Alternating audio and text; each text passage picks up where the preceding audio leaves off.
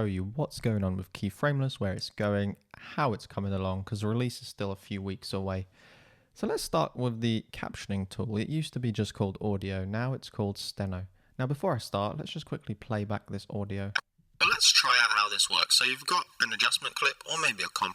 So in this audio, it's a compound clip just for testing purposes, but the main thing is the fact that it's got modulation delay, channel EQ, and some reverb. So these are actual effects and filters, and there's a compressor on there as well as some equalization. So let's just hop back out and let's go to captions on Keyframeless X. It's now been rebranded to Steno. Steno as in stenographer. So let me drag in this clip. It's got a little loading bar while it does its magic. And if I go to the audio, let's try out how this works. So you've got an adjustment clip or maybe. So we are rendering those effects. We've got our raw audio going through whatever FCP has as the filter chain, and then we're doing our own rendering of that. So this is actually setting the sort of foundation for the mixer plugin that I want to make later on, a workflow extension. So let me quickly just process this to show you other stuff of Steno. So, something new. Some people have been asking for import SRT. Well, you can do that now. You can do it at a project-wide level, or you can do it at a clip level. So let's do it. Here we go. It's now imported an SRT file. This is what SRT looks like. So it's not as fine-grained, and you do lose your per-word templates because SRTs don't have per-word captions. In here, you can just click the SRT to delete and replace it, and you still have you can add your custom breaks and do everything else that the normal software lets you do. So let's just delete that so I can show you the next bit. So the next main part is the fact that you can now do captions. So before you could just do titles, but now you can also do captions. So you can plug straight into the Final Cut Pro native caption system. Here we go.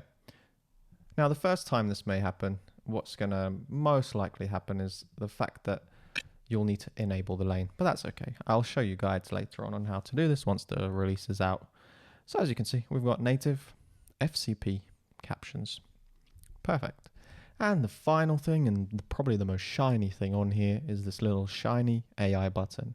So in here, typically you're going to find the config panel first. Here you do your API key. Here you do your API key, you just paste it in. Currently I've added support for Claude and ChatGPT, so you can do either or, and you'll know you have a key because it tells you to paste to replace the key. And it just has a button to get a key. Unfortunately, you do have to make like an API account on Claude and do a separate top up. At the moment, I think this is the best way forward. Gives you your own AI usage. It keeps it private for yourself. It doesn't go through like a third-party proxy server. But in the future, if there is, I can make a middleman server so that you don't have to do this setup, and instead it uses a license key for when you buy Keyframeless. Now, once you do have Claude or ChatGPT set up, in here you've got a little box, a little prompt box. So you can ask questions, or you can ask it to actually do stuff on the selected transcriptions. I'm going to first ask a question. So let's say, can I export SRT with this? Let's see what it does. Again, this is just the AI working, right? So this time it decided that actually, I don't know what it's doing. Oh my goodness, it's really going on a tangent there. Can Steno export SRT? Okay, there we go. That was really strange. I don't know why Claude was doing that. Sometimes I find ChatGPT better. Sometimes I find Claude better. But anyway, once it works, it's going to give you an answer if it understands it correctly. It goes through a first pass where it says, okay, this is an action or this is a question. So, you may have to do separate attempts. There's not really much I can do. The LLMs do what the LLMs do, which is fine. So now the most powerful part of this is, let's say I want to translate my captions to German. Normally we can't do that, because I can only do, well, you can kind of do it, but not with Parakeet, for example. Whereas with this, you can make your captions and you can just translate to any other language that you want. So let's say you have English captions, you can translate them. Whatever LLM can do is what this app can now do, and it integrates nicely into our captioning software editor here. So as you can see, I converted one to German and this one to German. I left those two as they were, and you can always go back and undo them. So that's, I think, the main key parts of Steno. Everything else kind of stays the same. Again, I don't want to spend too much time going over this, not a tutorial or anything like that. So let's move on to our other rework. And this is a major rework, so I do want to sort of share with this. So I've been completely reinventing the timing engine, how it works, the whole workflow around it. There's also this AI button here too. We'll get to that very, very shortly. So this is Magic Move. I've done rounded as well. Magic Move is just nicer to see. So you've got this new constants button. I guess actually before that, we can see that there's no animated properties. Where's all our lanes gone? And now there's basic and advanced. Like, what is all this?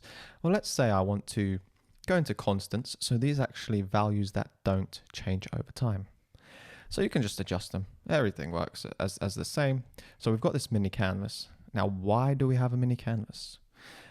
This is really a useful bit of kit. It's a bit annoying that it has to be doubled up like this. So you do still have your on-screen controls here. But in our mini canvas, as I've been calling it, you can actually use pinch to zoom. As you can imagine, and as I'm sure you know, you can't do that here in the main viewer area. And you can just double click to reset as well. So as you can see, I dragged it around. This is just our scaling.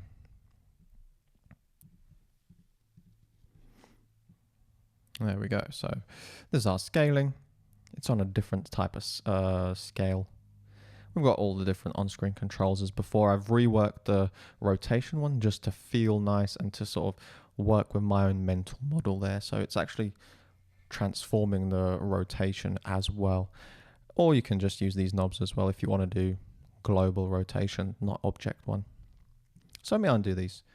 So how do you animate stuff? Well, let's just do a quick position animation. So there's two ways to do it. You can click position or you can add it in through this drop down. So let's add it in. Now we're in this basic viewer and there's advanced. So let's start with basic. So it's very similar to my first iteration. I'm sure many of you probably don't know what that is. So let me go over it. You've got in, out, and these are optional. And you've got a hold. You see there's a tie bar at the top as well. That just links these two. So if I change this key pose, move it over here, this one updates as well. That's something worth knowing. But again, this isn't a tutorial. I just kind of want to show stuff off.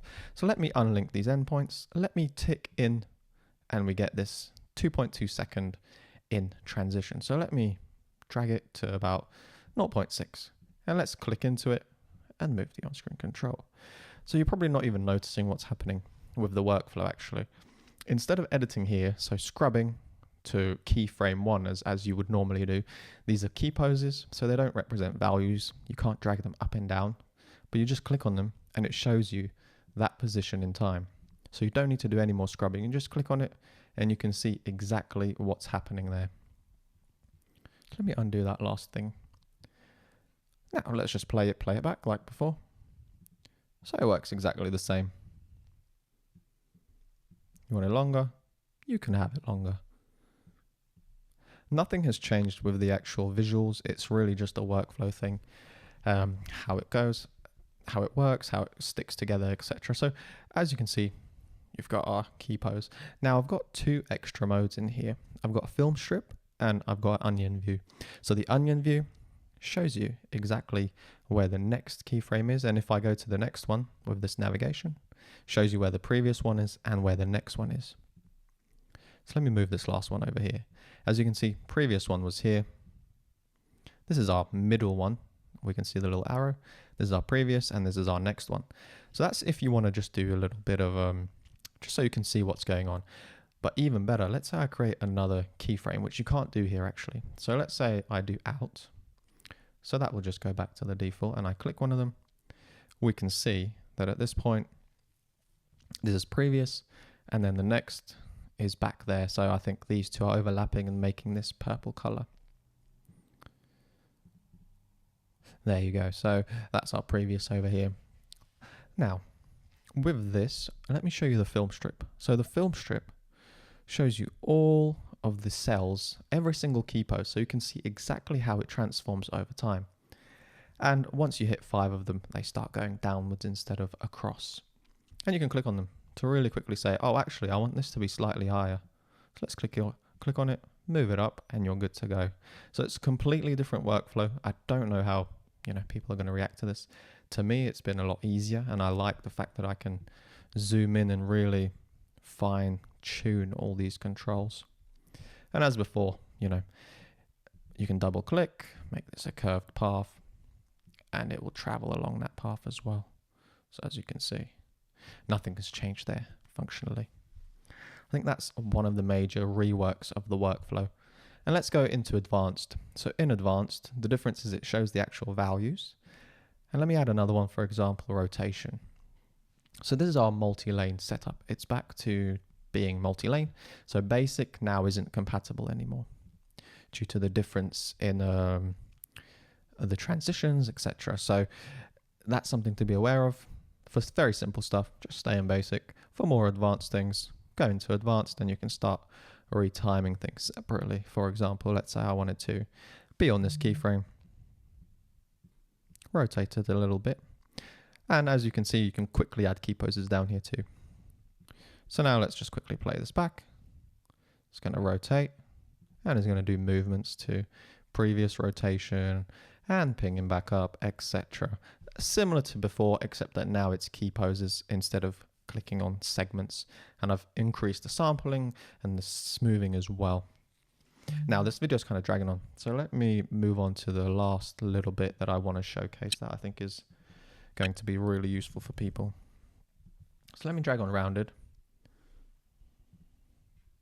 head over to rounded, head over to this little help icon. I've got interactive guides that you can now use. So for example, let's just do, they're not completed, so this isn't final, but once you click play, you get this interactive guide, which will explain how to use things. It's all fully interactive. It walks you through exactly how to use stuff. So as I'm clicking through, it's sort of telling me what's going on. I press next. It's telling me to turn stuff on. It's telling me what's happening in the graph. I can click on one of these diamonds. This is the mini viewer. It then tells you drag the dot and drag this crop, and then click the gap to edit stuff. So it's going to really allow me to help you guys really use this tool and learn how to use everything and come up with different ideas. So there you go. This full tutorial, 16 out of 16 steps, showed you exactly how to use the timeline, how the gap editing works, how the value editing works.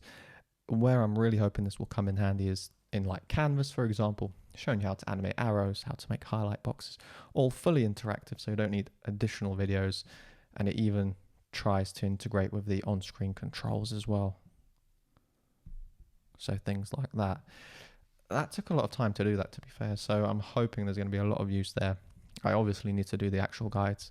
And final thing I want to show you, just before I wrap this up, and where the AI shines as well sometimes, is if I click this AI button, same thing, but let's say I wanted to slide in from the left. Let me just use this example prompt that's already there.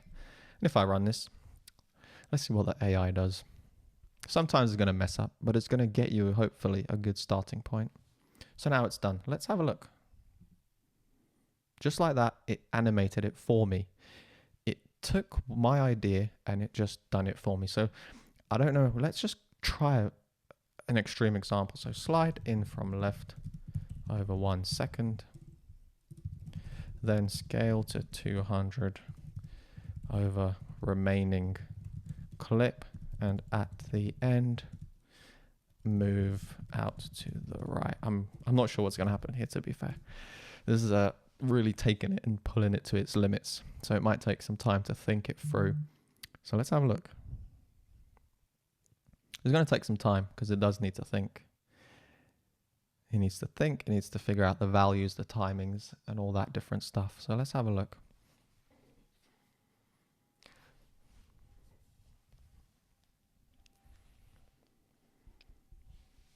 Now on this, I've tried to make these calls, as cheap as possible for you guys who are using it. I don't know how cheap they'll be. It really is going to depend on the complexity of your requests. So, keep that in mind if you do end up using this. It's very cheap for answering questions. It's like less than a penny. But for something like this, it'll probably end up costing, 6 cents or something, which isn't too bad in the grand scheme of things if you want to use it. Here we go. So It's resolved position and scale, which is good. So it knows what it needed to do. Now, I'm not sure if this is going to work or not. So I'm just curious. I've given it all the knowledge it should need, and for us, it's really on you to decide if it's worth waiting this time or if it's worth you doing it yourself. Oh, all right, the results are in. Let's have a look. So I said moving from the left, scale to 200. Yep. And then move into the right. It worked. I actually can't believe that worked because that was quite a complicated example.